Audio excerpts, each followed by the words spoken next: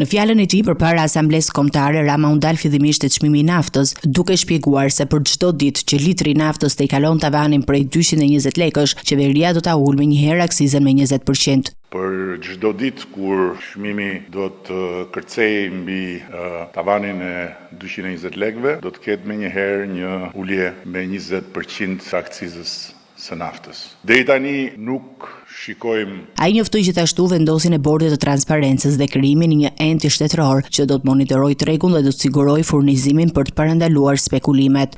Një veprimtari që do të shkojë nga garantimi i rezervës shtetërore tek monitorimi i vazhdueshëm i tregut dhe patjetër edhe tek sigurimi i furnizimit për të mos lejuar asnjë spekulim me çmimet. Në ndërkohë që në fushën e drejtësisë Rama vuri në duke se pavarësia është arritur, por profesionistët dhe panshmëria ende lën për të dëshiruar. Drejtësia sot është e pavarur dhe kjo është pak. Patjetër që është pak, se një drejtësi e pavarur nuk është e mjaftueshme për të garantuar një demokraci funksionale dhe një shtet të së drejtës, pasi drejtësia duhet të jetë e pavarur, duhet të jetë e paanshme, duhet të jetë dhe profesionale, dhe në këto të tjerat ka shumë për të bërë akoma, aq më tepër që drejtësia jon është pavarësuar në një shtrat të përgjakur dhe të ndyrë. Ai shqetëtoi opozitën dhe mbrojti vijimin e negociatave me Bashkimin Evropian, duke theksuar se asnjë kritik apo mërgatshqyqesh nuk mund të ndalë procesin e integrimit. Duan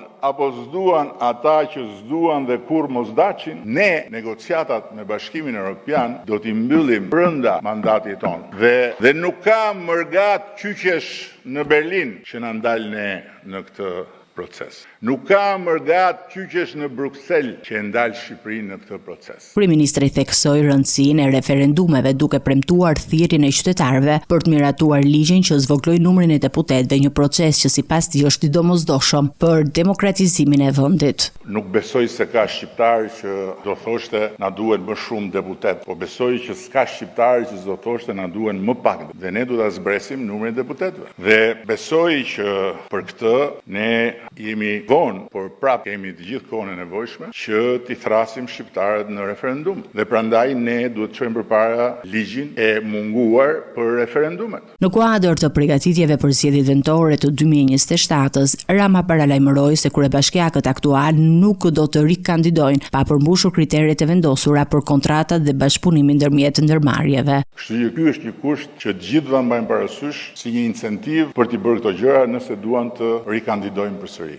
Dhe në ndërkohë, si pjesë e rikonstruktimit të qeverisë, prefektët do të marrin më shumë kompetenca duke rritur rolin e tyre në administrimin lokal dhe zbatimin e politikave të qeverisë në terren.